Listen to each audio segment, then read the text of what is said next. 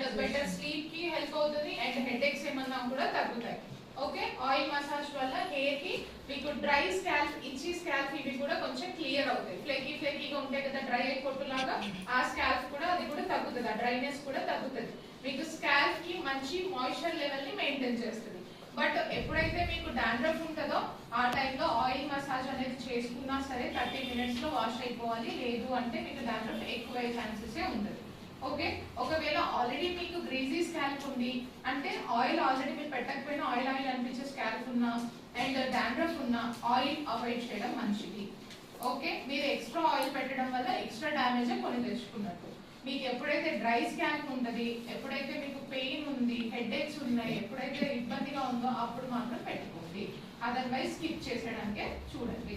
And మీరు weekly twice minimum పెట్టుకుంటే మీకు మిగిలిన బెనిఫిట్స్ ఫుల్ హెయిర్ కి ఏదైతే నరిష్మెంట్ కానీ, హెయిర్ కి నరిష్మెంట్ కానీ, స్ప్లిట్ ఎండ్స్ కానీ, బ్రేకేజ్ కానీ ఇలాంటివన్నీ కూడా కంట్రోల్ అవుతాయి.